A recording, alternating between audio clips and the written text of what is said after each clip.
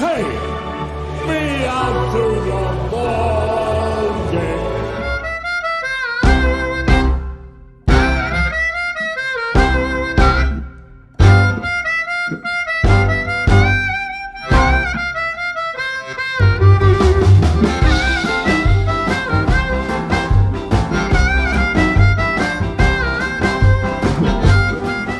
Chicago Cubs baseball is on the air from Wrigley Field in Chicago. Welcome to Northrop on the Northside. I'm Chris Northrop for Baseball Banter Broadcast. Today I'm going to be tackling the topic of Alex Bregman and Alex Bregman and the Cubs way. I've written an article also to go along with this podcast. If you are interested in reading that, we have a Patreon account for Baseball Banter Broadcast, and we'd love it if you'd check that out as well, as remembering to comment as I go, like, subscribe, etc. I'm taking a kind of a different tack today in looking at Bregman. We know what a great player he is. So I won't be going over his stats and that sort of thing, because we can look those up, and we've talked about those. When the Cubs announced that they had signed Bregman on Saturday during, I might add, the third quarter of the Bears game, and yes, I was watching because I'm also a closet Bears fan. I'm a Giants fan too. I was ecstatic, and I began immediately counting down the days to spring training. When can I see Bregman? And when can I see Bregman in Cubby colors? Like many Cub fans, and even many non-Cub fans, the offseason has not delivered any of the high-dollar free agents to a destination as of yet. And I was frustrated with the lack of any substantial improvement to the Cubs.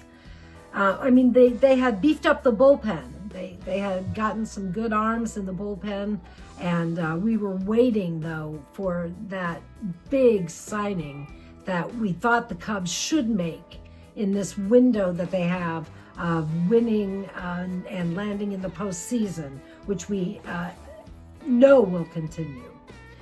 The Bregman signing signals to Cub fans that the team is all in for 26, and it serves notice to the league that the Cubs are willing to spend when the right player comes along at the right time.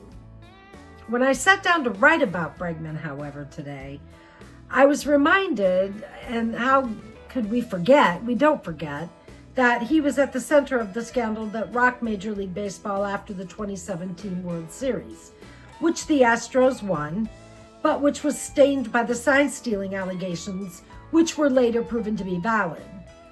Bregman, as a result, was roundly booed at every road stadium after the league punished the Astros as a team, but they did not punish any individual players. They didn't hand out any individual punishments. I remember, as a Yankee and as a Cub fan, I remember, and I booed Bregman. I booed Correa and Altuve. But it's been 2017 to, 2026. It's been 9 years. It's almost 10 years, almost a decade since the scandal. A lot of water has gone under the bridge. Bregman is one of few Astro players who offered a public apology. He stood with Jose Altuve and Astros owner Jim Crane and prepared a statement, and read a prepared statement expressing remorse for his actions and the fact that his actions had an impact on baseball and on fans, and that it was a negative impact.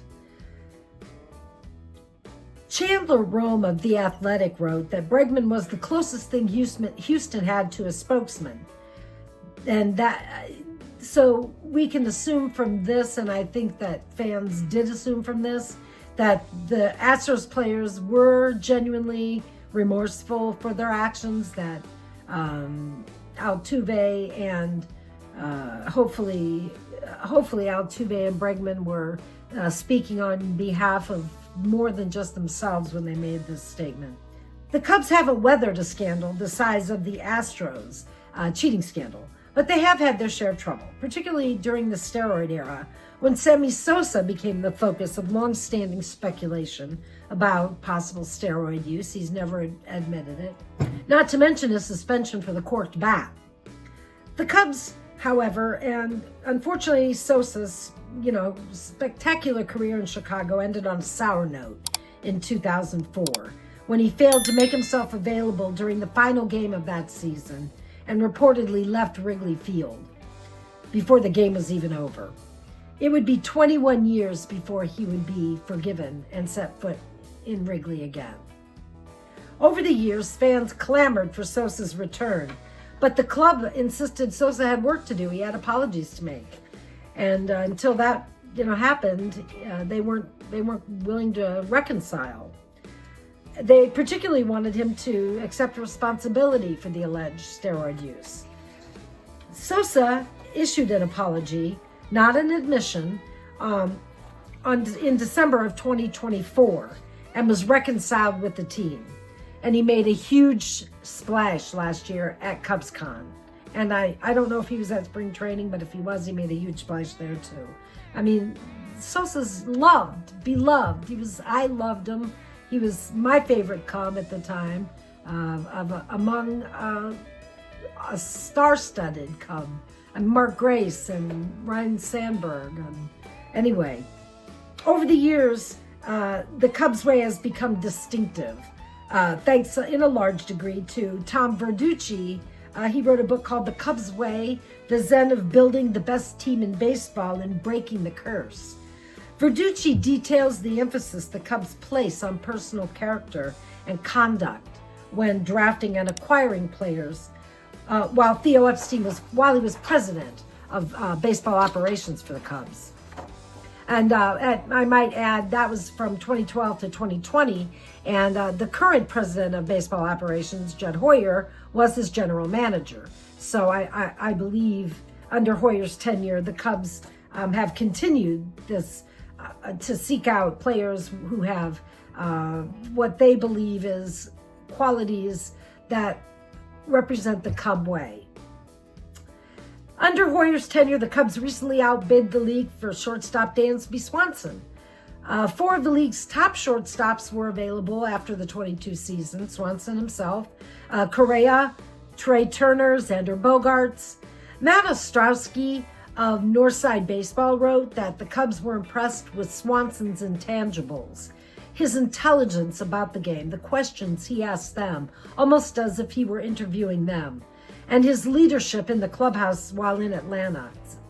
Bregman, like Swanson, has that same leadership ability in the clubhouse. He's been known to mentor younger players. That was one of the things in Boston that he particularly did. Roman Anthony benefited from his tutelage, etc. But Bregman, like Sosa, has had to rebuild his public image to regain the respect and appreciation of fans. The clubs clearly value intangibles, and Bregman has plenty intangibles to offer. He is obsessively devoted to the batting cage, daily routines, and detailed preparation. And he communicates that his process to the younger players and to veteran players around the cage. Bregman has evolved from the brash showboating player he was in Houston. He did sport an 8.9 WAR in 2019 to kind of back that brashness up, but he's become a more cerebral and respected player, and as I say, as a mentor to other players. As he ages, this is a role that he should embrace. The Cubs clearly believe the 31-year-old Bregman will age gracefully. He doesn't hit the ball harder or farther than other players, but he knows how to win. He said, "I've always put everything I have, every ounce of energy into the game every single year." And the Cubs are counting on Bregman to bring that energy, that heart and soul to winning in the Windy City. And they've, backed that up with a 5-year, $175 million deal to do it. Let me know what you guys think in the comments. And don't forget to like and subscribe. Do you think that Bregman has rebuilt his character and is a Cub in spirit as well as in his uniform? Let me know. And as always, I look forward to meeting with you next time on Northrop on the North Side.